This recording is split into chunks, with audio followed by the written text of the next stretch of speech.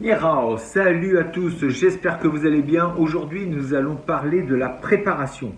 Et oui, dans tout projet, il est bon de savoir se préparer. C'est vrai que la préparation, on en parle très peu. Et pourtant, c'est la base de toute chose. Quand vous avez un projet, on ne part pas à l'aveugle. Généralement, c'est mieux de se préparer un petit peu pour savoir où on va. Quand vous partez en vacances, généralement, alors c'est vrai qu'aujourd'hui, il y a les portables. Avec les GPS, on n'a plus trop besoin de préparer. Aujourd'hui, on a une des applications pour tout. On appuie sur un bouton, on peut avoir un hôtel, on peut avoir l'itinéraire.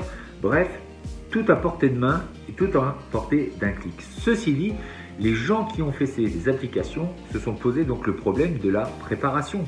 Puisque si on est préparé, donc si on sait où on veut aller, eh bien on gagne du temps et ils nous font en plus gagner du temps grâce à ces applications.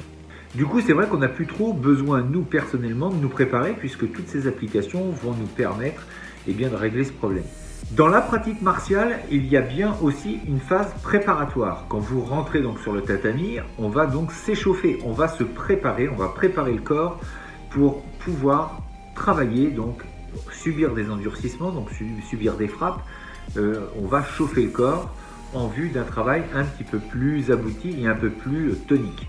Et pourquoi on fait ça? Eh bien pour éviter les problèmes. Si on commence à travailler en force alors que le corps n'est pas prêt, alors pour certains ça passera, surtout les plus jeunes, mais pour les plus anciens, pour les plus vieux, si on commence à faire des choses un petit peu rapides et toniques, eh bien il y a des risques au niveau musculaire. Donc la phase préparatoire est vraiment importante. Elle a sa place et généralement dans un cours, on va lui consacrer 10, 15 voire 20 minutes pour bien préparer, en plus de préparer des exercices spécifiques à la leçon qui va être entreprise pendant ce cours-là. On va donc travailler des choses spécifiques par rapport au cours que l'on a envie de donner. On ne peut pas passer à côté de cette phase préparatoire. Il est rare de prendre sa voiture et de partir un petit peu comme ça à l'aventure sans savoir, sans avoir un but défini, sans avoir préparé son itinéraire, même si on ne l'écrit pas, mais en tout cas, on sait à peu près ce qu'on va faire. Quand on part en voyage, même si on n'avait pas de GPS, on saurait normalement par quelle ville on doit passer, quel point d'arrêt peut-être où on pourrait se restaurer et passer un peu de temps, se reposer. En tout cas, on aurait un circuit, un schéma bien clair, bien défini dans sa tête pour arriver à destination. Alors il est bon aussi parfois de savoir partir un petit peu à l'aventure sans avoir de destination précise et de se laisser aller. Ça arrive effectivement, mais quand même avouez que c'est rare. Donc dans la pratique martiale, on nous met bien justement cette phase préparatoire qui est là normalement dans tous les cours. On va s'échauffer, on se prépare à quelque chose. Et bien dans notre vie, ça va être pareil. Si on veut arriver à un endroit, il est quand même bon de se préparer un minimum. Et pour ça, eh bien, on va apprendre des nouvelles choses si on ne les connaît pas. Et si c'est trop compliqué, eh bien, on peut avoir recours à des personnes. Donc, il va falloir chercher les personnes auxquelles il va falloir avoir recours pour pouvoir aboutir à notre destination. Et tout ça, donc, ça demande une recherche, ça demande de se préparer. Ça fait partie de la stratégie. Mener une bonne stratégie, avoir un bon plan pour pouvoir gagner, pour pouvoir arriver et finaliser son projet.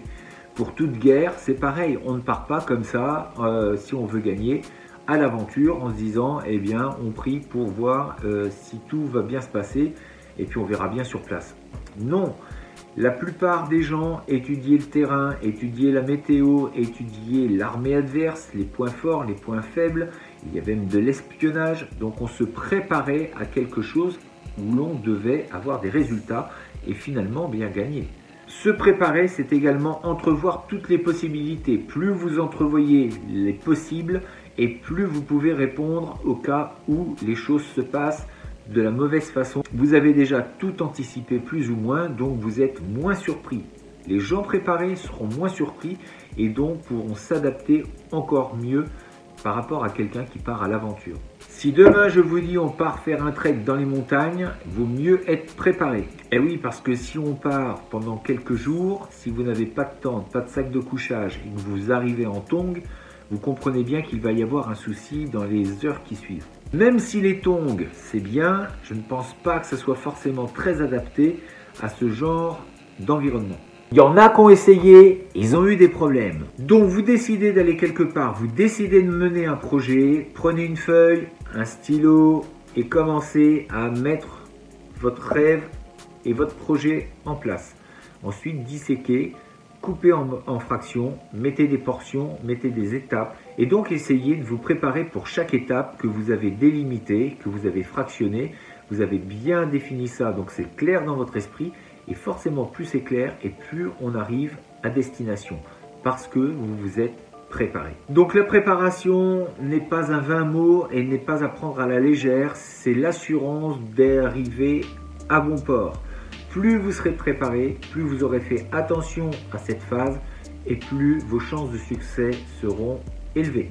Et pour être bien préparé, il faut se connaître, il faut connaître les autres, l'environnement, les circonstances, les moyens à mettre en œuvre pour arriver à cette destination et puis tout faire aussi pour emmagasiner des connaissances sur les moyens qui vont nous permettre d'arriver à cette destination.